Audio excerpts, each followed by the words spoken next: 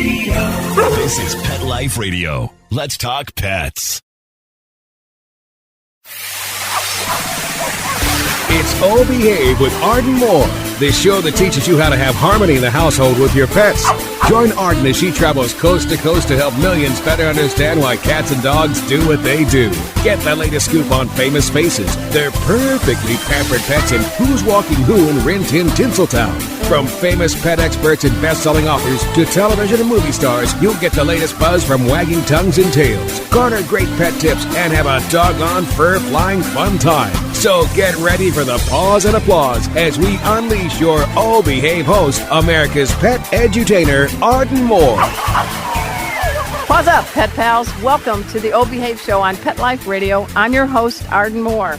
Now, among the favorite two words dogs adore. Come on, you know what they are. Road trip! But how can you make sure that trip is both fun and safe?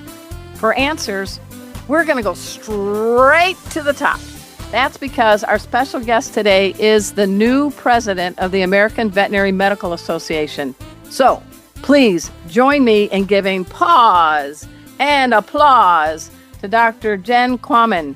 Welcome, Dr. Jen. Thank you so much. Super happy to be here with you, Arden, and hello to all of your listeners. So, folks, those that are on the podcast, I want you to know that she's basically in like surgical scrubs. She's at a hospital in Arizona. This is the AVMA president, and this is the association worldwide that has over 111,000 veterinarians, and she is based in Kentucky.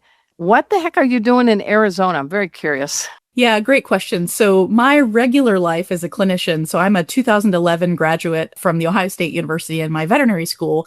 And what I do for my clinical work, I do clinical work about half time in practice. And I am a relief veterinarian, which means that I fill in for other vets. And so generally speaking, I might be covering if someone is on a maternity or paternity leave or a vacation, something of that nature. And so today I happen to be finding myself at a really awesome practice in Arizona. And I am here for the week, and it's a really awesome team and a fun place. But no day, no week, no month is the same for me clinically. And I tell clients all the time, I'm a doctor every day. I just might not be a doctor in this particular building every single day. And what areas can you be a relief vet for? So is there specialty areas? Yeah, it's a great question. So veterinary medicine is much akin to human medicine, that you have to have a license for each jurisdiction that you practice in. And so I have more than 5, but less than 50, I guess I'll say, licenses. But my particular area of interest, I mostly do surgery and dentistry.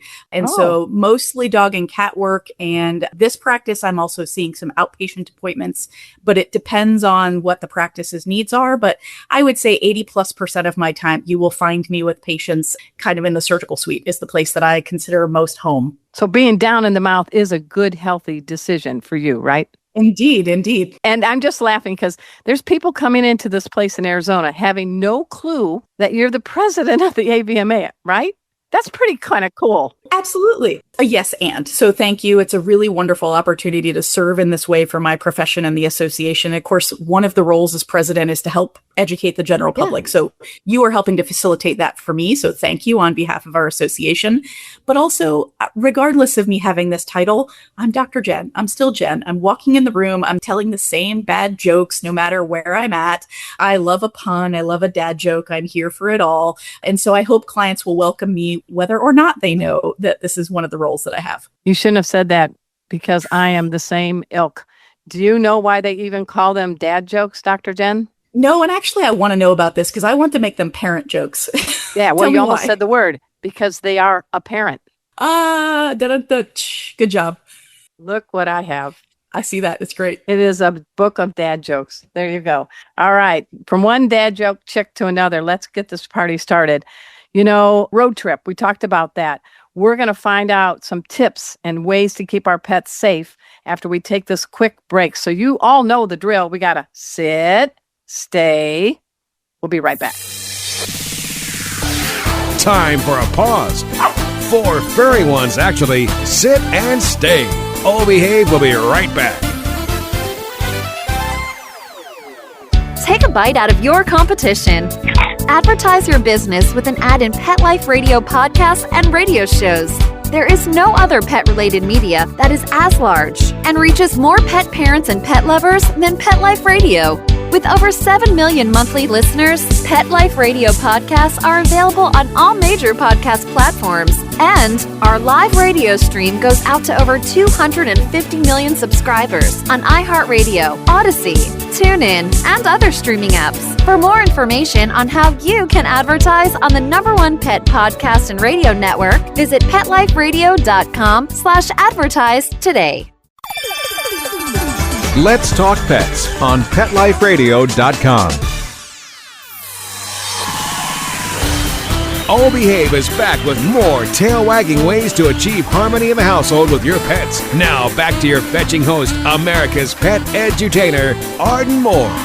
Welcome back to the Oh Behave Show on Pet Life Radio. I'm your host, Arden Moore. I am delighted and honored to have on our show Dr. Jen Quammen. She is the new president of the American Veterinary Medical Association. She does relief veterinary medicine. She does other things. Her heart beats pet. She's in it for it. People are wanting to take a trip with their pets, and we want to do it smartly and safely. Let's get to some of the things that we should do on the front end. We're going to talk road trip for 200, please, Dr. Jen. Great. What would be some things that you think we all need to do if we're taking our dogs or our well-traveled kitties? I've got a cat that's been to 18 states, so. That's amazing. I think the first few things you'll want to consider is this the right thing to do for you, your family? And that includes this pet, right? Yes. Some animals do not love the process of travel. And so we may want to think about if that's the right choice for them. As much as we selfishly and I selfishly want my dog with me every minute of the day, we also want to zoom back out and say, is it the right thing for them?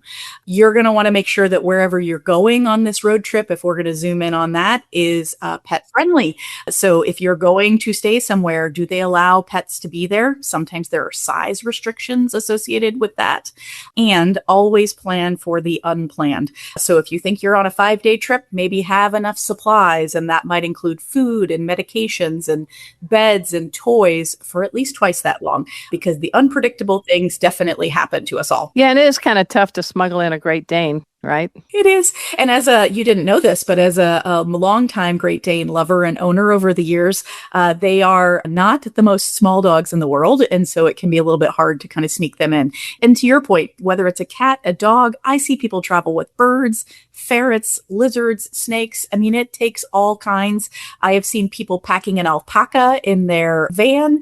And so you just never know what people are bringing along for the ride. Can you share one of your favorite road trips with your pets, past or present? Yeah, I would love to. So a number of years ago, we actually took both of our current pets, and I have a little bit older pets right now. So this was a number of years ago, but my partner and I went down to one of the state parks in Kentucky. So it was a multi-hour car ride, but we had one of the little cabins where we could stay. If memory serves, it was 4th of July weekend.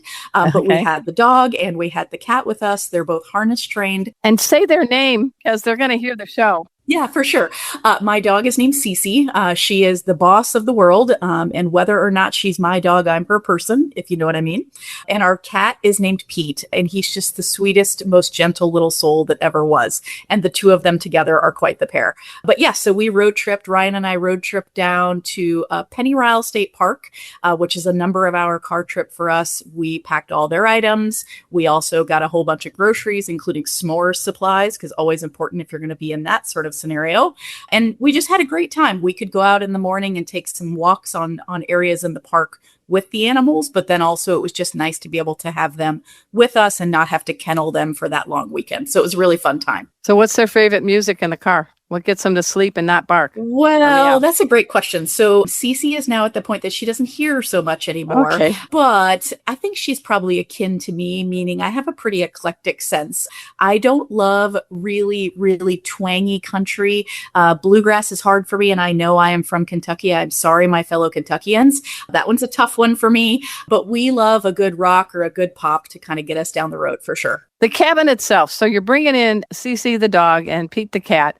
How are you bringing them in? And what's a tip you can share as you walk in a new environment and you just got them out of the car? Yep. So I would back up and say, even before you get them out of the car, the cat in particular, in a carrier, right? Like this is the safest place for him because you open that door and they are quick little creatures and they can be out in a light. So before we even got out of the car, cat is in the carrier. He's accustomed to riding in there fairly well.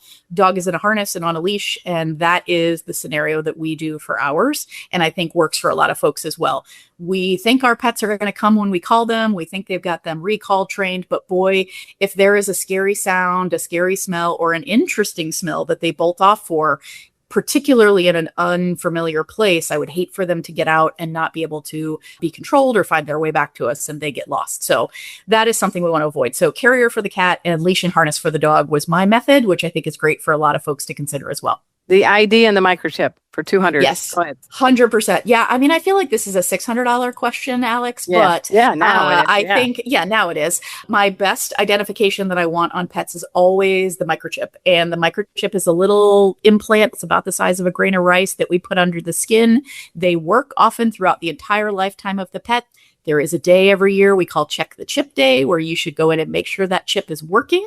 When is that normally? Do you remember? August 15 is Check the Chip Day every year. So coming up soon. And so I would love for folks to always have that checked because sometimes those chips don't function over time. The other thing that can happen is that you move and you change address or phone number and we forget to update that with the microchip company. And so it's your responsibility as a pet owner to make sure that that is happening. Veterinarians are not the ones notifying the microchip company. We can give you the information on how to contact them, but that's really our job as pet owners is to make sure that's up to date. If you don't have a microchip placed, then you definitely want to have identification, including their name, a phone number to reach you. All of those technologies are important because as of now, those microchips do not have GPS technologies. Okay. And then creature comforts in a car, van, truck, whatever. I took my cat Casey from Dallas, Texas to Virginia to participate in the Virginia Cat Festival. We drove with my sister, road trip, and we found a really cool carrier that fits over the headrest. So he had it long across from the back seat. And then one end was his litter box, his bathroom. It was like a cat suite. And the other was his bed and everything. And then under it, we put the suitcases. So he was up elevated so he could see outside. But I mean, that was traveling in style. That's amazing. Yeah. And he would say like, are we almost there yet?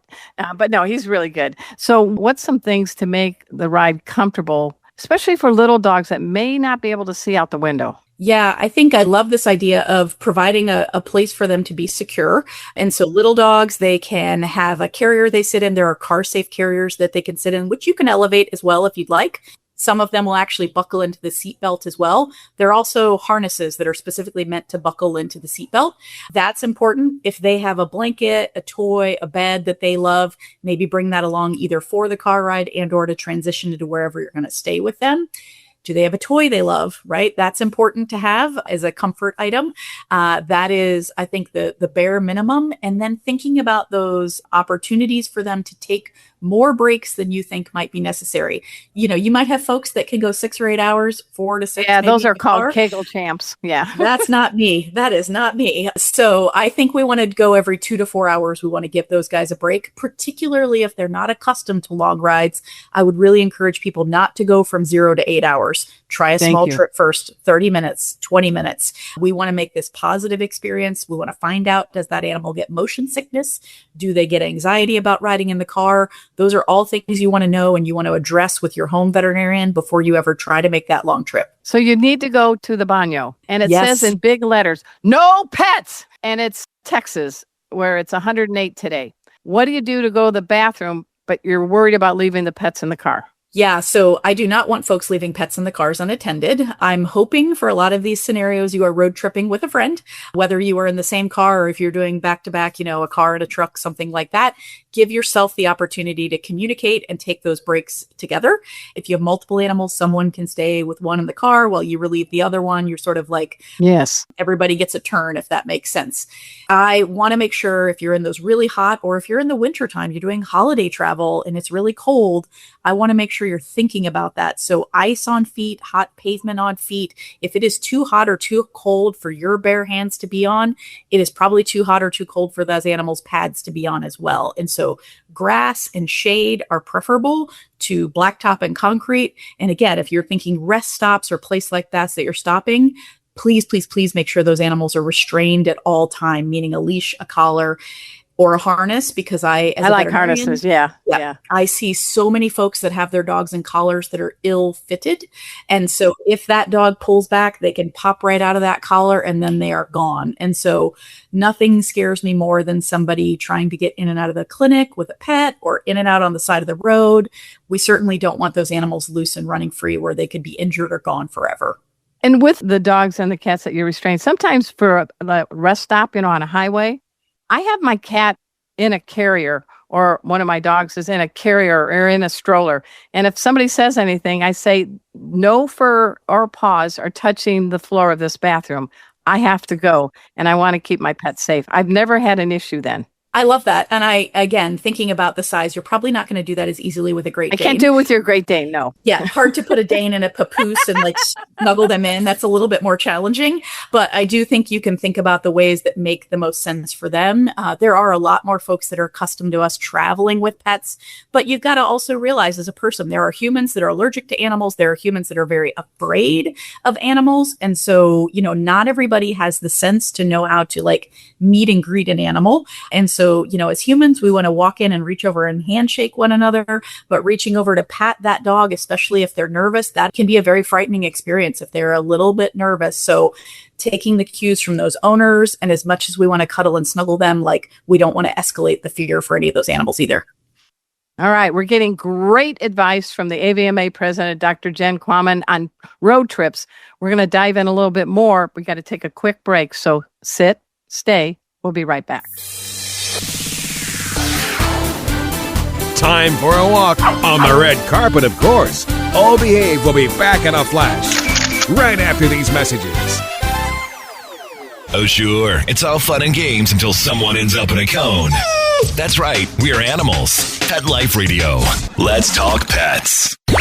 Let's talk pets. Let's talk pets On Pet Life Radio. Pet Life Radio. PetLifeRadio.com. Hi there, I'm Kate Walton. I hope you're going to tune in and listen to Oh Behave on Pet Life Radio with Arden Moore, because she's a delight. We're back from the lot. Just checked the paper and we had a record showing at the box. The letterbox, that is. Now back to Oh Behave. Here's Arden. Welcome back to the Oh Behave Show on Pet Life Radio. I'm your host, Arden Moore. Dr. Jen's in the house. She's the top dog of the AVMA, the coolest cat. I don't know what other title you have, but Lead horse. Yeah, you got them all. So we now are getting ready to go to that cabin, maybe with Cece and Pete, or we're going to check into a pet welcoming hotel. Give us some safety advice so that we can make this a good, safe entrance and stay. Yeah. So just like we've mentioned, kind of getting it out of the car, the situation is no different here. We want to make sure those animals are properly controlled. Just holding your cat is not a safe enough place, or your little dog, right? They will be gone again in a second. So into the carrier and close that carrier. Even if they are meowing a little bit, we want them confined until we are in that room, into that place, and the doors and the windows are closed, because we don't want them bouncing out. Yeah. So don't you check the room, right? Correct. Yep. And you might want to think about where are the situations that I'm going to set up. Again, that litter box, the food and the water dishes. Cats, I like to say, are very smart comparatively to some dogs in that they like their bathroom and their kitchen to be in separate places. So litter box a little bit apart from the food and water. They could be in the same room still, but not stacked right up against each other. Cats have a little bit more discerning taste, I think, about that. And same with the dogs, making sure they know where the water is, they've seen it. Again, giving them that comfort item. And once you get them in, try to do some snacks or some treats, but don't be overly enthusiastic that you're going to do a big hike, a big activity right away. Give them some time for their nervous system and their nerves to kind of come down after they've been through a big trip. Let's talk about water. I never give my pets anything but bottled water whenever we're traveling for my pet first aid classes, my behavior classes, because they come with me to teach. I'm a fear-free speaker.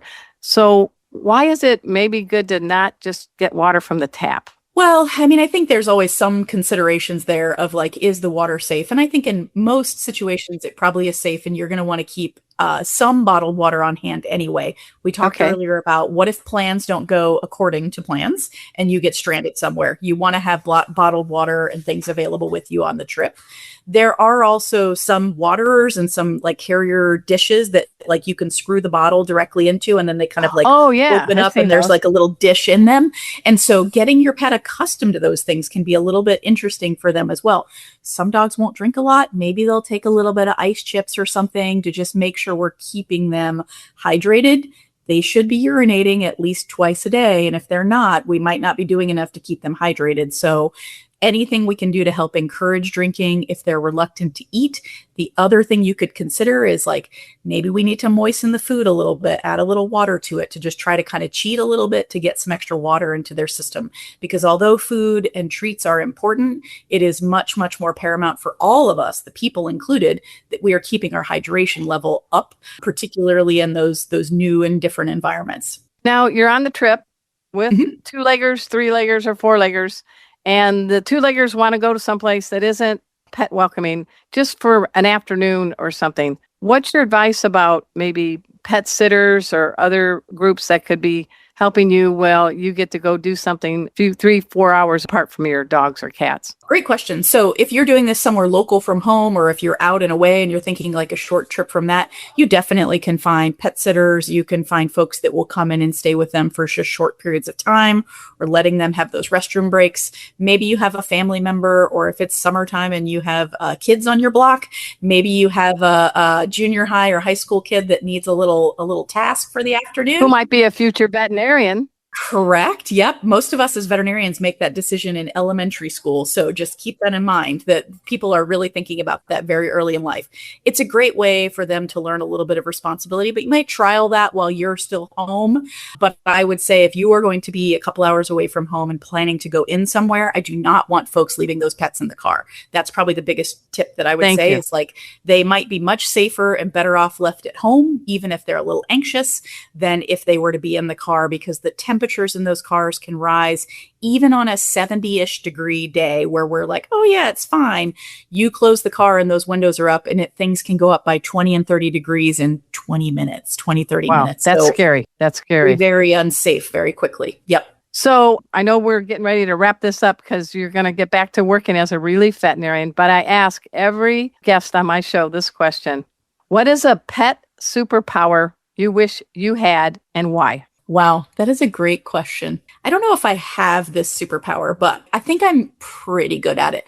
What I love, and I'm gonna bias this towards dogs. I think cats may be a bit this way too, but what I love about dogs is that they live in the moment. They are not worried about tomorrow. They are not fretting about yesterday. They are experiencing the here and now. As humans, we are really notorious for thinking about something that happened days ago or worrying about something that's yet to come. And so I would love, for me, I think that's the superpower I have a little bit of, but could always fine tune, of like really being in the here and now, being present for the journey and the opportunity that's in front of me right now. Excellent. Dogs are giving you pause and applause for that one. Dr. Jen Quammen, how do people find more about you and the AVMA? Well, I would certainly direct people to look towards the AVMA, so the American Veterinary Medical Association. You can find lots of things, pet safe tips at avma.org. You can Google my name as well, and trust me, you will find probably more video and media content than your heart ever desired.